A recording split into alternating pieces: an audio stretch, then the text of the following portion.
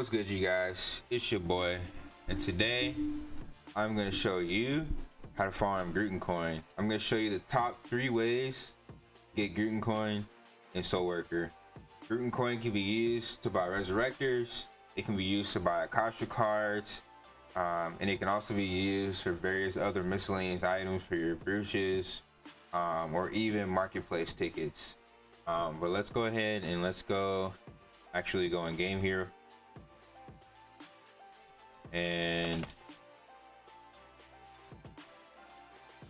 the first and easiest way is to buy your daily Grutin Coin from Yomi. You want to be buying these every single day, 3 times a day. For one, you get Grutin Coin from them. For 2, you want to raise the likability of Yomi. That way you can unlock all of the benefits to buy her items.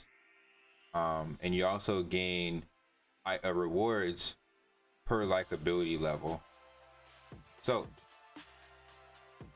other than that, you can also, the reason I'm here in the plus to make this a little easier, the second best way to get Grutin Coin in in-game Soulworker is to do repeatables from this worker support device next to Dawn of Fate.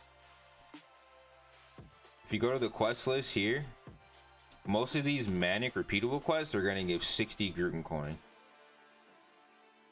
This is a good way to get Grutin while also getting Zinni.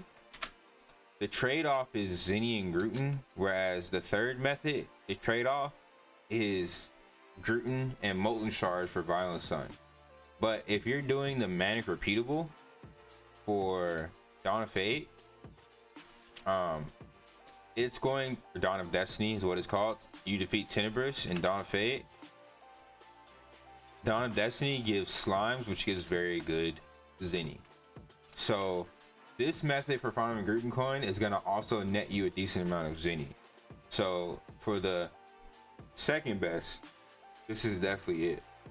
For the third best, we're going to have to go to Great City War. I'm going to teleport there now. And I actually prefer the Great City War simply because Great City War is where I need to be in order to prepare for Violent Sun.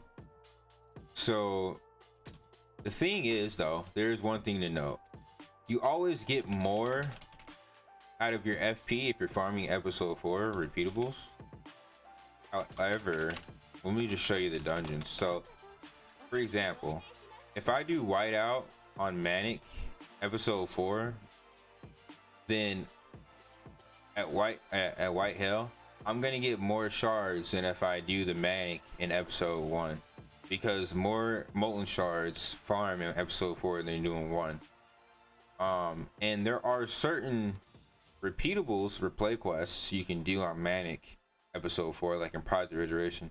If you were to spam this, you could do that repeatable and you could farm the most molten shards. However, you won't get as much Grutin. But if you're farming for Grutin, it's better to go through the ones that have replays and manics, and you can do those and you can min-max. Or if you just want Grutin, you can go through and simply just do only the manics for these dungeons and skip the replays. You can do the manics. You can do the manics for Hell City. Episode 4 Hell City is really good, and it also has a replay there. But yeah, and you get those quests from this worker support right next to the Great City War. However, the thing about this dungeon is that you have to have pretty good gear. If you're farming strictly for Grutin, I'm gonna advise you to do the highest level ones first, because I'll open up my quest log here. This one gives 45, this one gives 45, this one gives 45, this one gives 45, this one gives 50, this one gives 50, this one gives 45. So the highest you can get in this area is 55, whereas in the plus you can get 60. So the reason I say, even though you get more Grutin here, even though you get more Grutin in the plus, this is a better spot because you're getting the materials you need to prepare for Violent Sun, which would be Molten Shards, which are here. Molten Shards of Desire, and you need about 2,500 of these. So as far as min-maxing time, FP, and what you're doing, I would say this is the best area, even though you get more Grutin for doing the plus, and you're going to get more Zinni. Unless you're selling the Molten Shards from here, which I probably wouldn't recommend you to do if you plan on being active in Violent Sun. But that is an option because selling them does give a good amount of Zinni. They are going up in price the closer we get to Violent Sun, and the more people start farming and knowing about this, they're going to keep going up in price because people want these because they want to prepare for Violent Sun.